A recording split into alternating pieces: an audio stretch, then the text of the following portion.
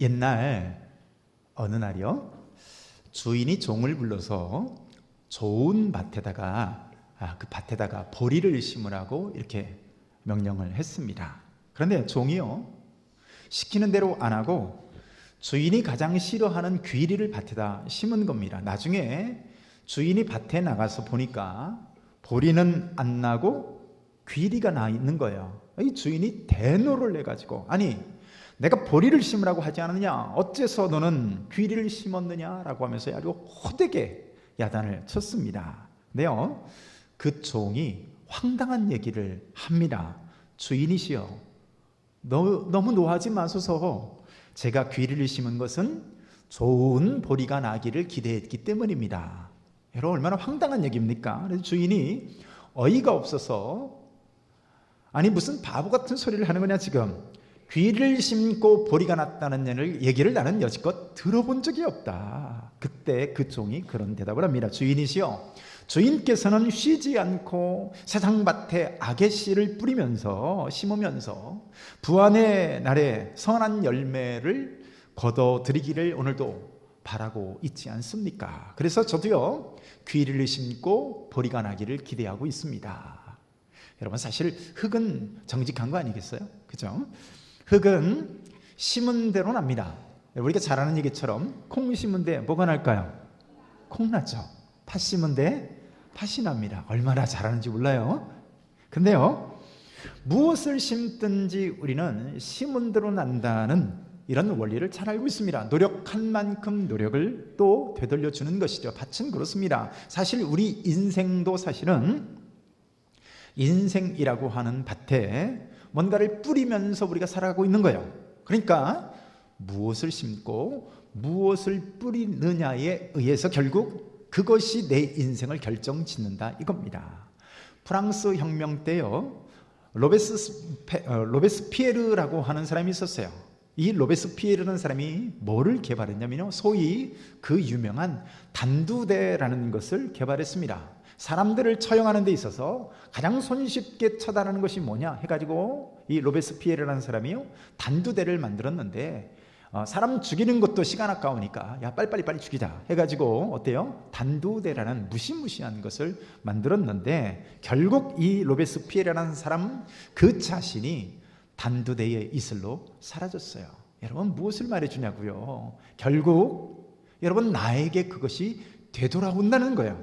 오늘 본문도 역시 그 원리를 말하고 있습니다. 자, 오늘 우리가 읽은 본문에는요, 네 번의 그리하면이라고 하는 말과 연결이 되어 있습니다. 자, 이게 주님이 말씀하시는 우리 인생의 공식이고 하나의 원리와 같은 것입니다. 자, 이 그리하면이라고 하는 이 공식 앞에, 그 말씀 앞에 무엇이 대입되어지느냐에 의해서 뒤에 따라오는 결과가 달라지더라는 것입니다. 자, 여러분, 성경에는요, 이와 같은 조건절이 상당히 많이 등장하는 것을 보게 되는데요, 우리가 좋아하는 말씀이고 많이 익히 들어서 알고 있는 말씀 중에 마태복음 6장 33절 말씀을 보면요, 그런즉 너희는 먼저 그의 나라와 그의 의를 구하라. 자, 여기도 뭐가 있어요?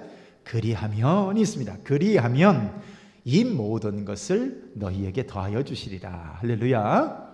자, 우리에게 먹을 것과 입을 것과 쓸 것과 모든 것을 우리에게 공급하여 주시리라. 여러분, 여기에는 우리가 아멘을 하는데요, 자, 앞에 조건절이 뭐예요?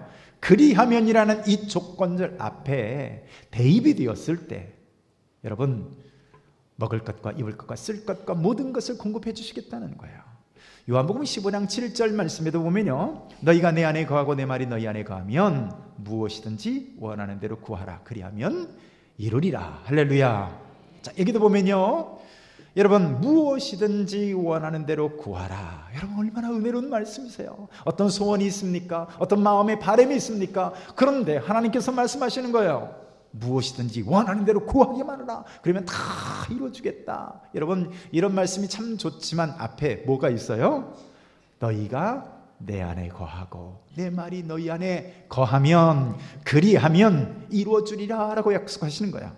여호수아서 1장 8절에도 보면 이 율법책을 내 입에서 떠나지 말게 하며 주야라고 그것을 묵상하여 그 안에 기록된 대로 다 지켜 행하라. 그리하면 내 길이 평탄하게 될 것이며 내가 형통하리라. 아멘 합시다. 여러분들의 길이 평탄하시기를 축복합니다. 어디로 가든지 형통하시기를, 이기시기를 축복합니다. 그런데 앞에 뭐가 있어요? 그리하면이 중요하다고요. 이게 조건절이에요. 내 율법칙을 내 입에서 떠나지 말게 하고 그것을 늘 주야로 묵상하고 순종하며 지켜나갈 때 그리하면 네가 어디로 가든지 평탄할 것이다, 어디로 가든지 형통할 것이다 라는 거예요.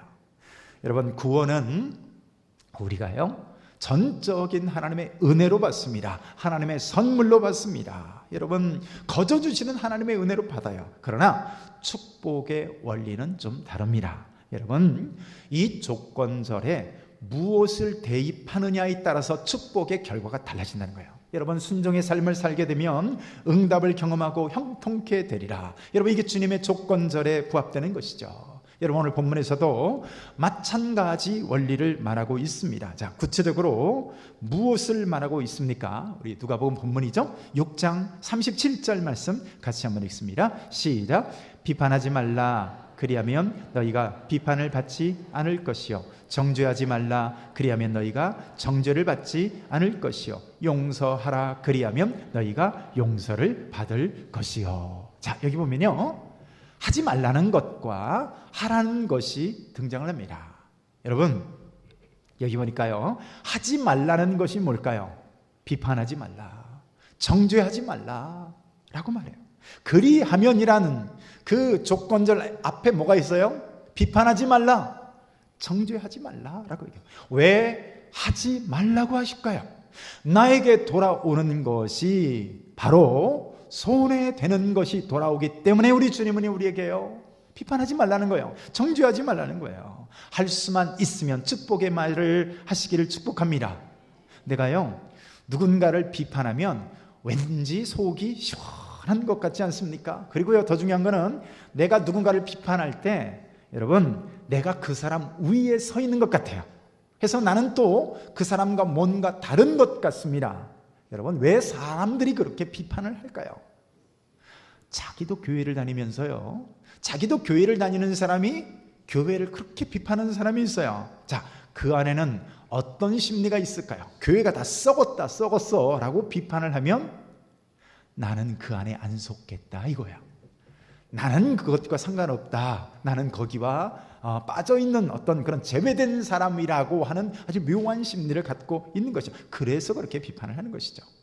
목사님이 목사님을 비판합니다. 요즘 목사들 다 썩었어. 근데 그 말에는 어떤 말이 포함되어 있다고요? 나는 그 안에 포함 안 됐다, 그 얘기입니다. 그래서 사람들이 비판하는 거예요. 그래서 우리는 흔히 누군가를 축복하고 누군가를 권면하기보다는요 비판하기를 좋아합니다. 누군가가 일어나서요 이렇게 발언을 합니다.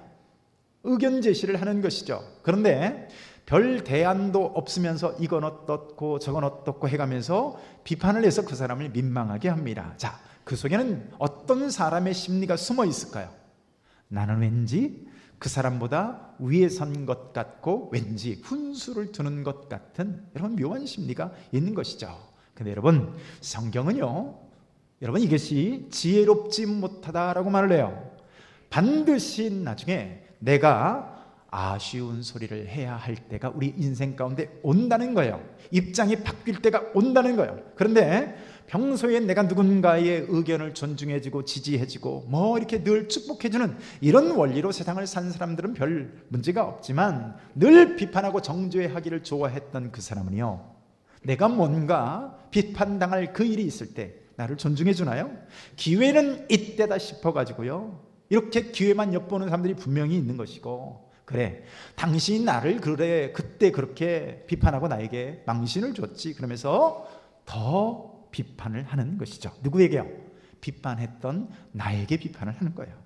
어떤 행동에 대한 비판도 마찬가지입니다. 살다 보면 우리가요 말에 실수가 있을 때가 있고 행동에 실수가 있을 때가 있습니다. 자, 그런데 누군가가 행동에 실수가 있고 누가 봐도 비판을 받아 마땅한 그때에 어떤 사람은요, 그 기회를요, 그러니까 그 사람이 비판받아 마땅한, 누군가로부터 공격을 받아 마땅한 그때에 내가 그 사람을 이렇게 생각하는 사람들이 있어요. 이걸 비판의 기회를 삼지 않고 내 수준 높은 인격을 드러낼 기회다라고 생각하는 사람들이 있는 거예요. 똑같이 비판해서 똑같은 사람이 되는 것이 아니라 어떻게 해요? 그 과정을 통해서 어떻게 해요? 용서해 주는 사람, 관용하는 사람, 더 넓은 사람, 관대한 사람이라고 하는 나의 수준 높은 인격을 드러낼 수 있는 기회로 활용하는 사람이 있다는 겁니다. 그런데 대부분은 어떻습니까? 누군가가 말에 실수를 하거나 행동에 문제가 있으면 그렇게 하기보다 비판하고 공격을 합니다. 그런데 문제는 뭘까요? 반드시 나에게 그런 상황이 온다는 거예요. 여러분, 우리가 생각할 때 나는 절대로 그런 상황 안 온다라고 생각하는 사람이 있습니까? 그런 게 어디 있습니까? 연약한 인간인데요. 우리가 분명히 나도 내 말에 실수할 때가 분명히 있고요, 나도 모르는 사이에 행동에 실수를 할 때가 있어요. 여러분, 그때 늘 비판을 일삼았던 그 사람은 나에게 도와줄 아군이 없는 거예요. 왜요? 그동안 내가 정죄하고 내가 비판함으로 말미암아 사람들을 다 적군으로 돌려놨던 것이죠. 그동안 내가 심었던 것이 뭐였어요? 그동안 심었던 것이 정죄하고 비판하는 것만 심어왔는데, 여러분, 그때 내가 무엇을 거두겠습니까? 여기저기서 비판받고요, 여기저기서 더 큰 정죄를 당하게 되어 있는 것이죠. 그래서 또 이렇게 정죄를 당하고 비판을 당하면 어떻습니까? 사람이 그래, 이를 갑니다, 나중에 두고 보자. 그래서 그 다음에 내가 더 비판하고 그 사람들을 더 정죄합니다. 그럼 어떤 결과가 또 나에게 돌아와요? 다음에는 더 큰 정죄와 더 큰 비판이 나에게 돌아오는 것이죠. 자, 이런 것들을 악순환이라고 말합니다. 여러분, 주님은 우리에게 무엇을 말해요? 그런 악순환의 고리를 끊어버리고 선순환의 삶을 살라고 말씀하십니다. 할렐루야. 선순환의 공식으로 사시는 저와 여러분들 되시기를 축복합니다. 예수님께서 제자들을 파송하실 때 그 원리를 말씀을 하십니다. 예수님께서 12명의 제자들을요, 각 고을마다 다니면서 복음을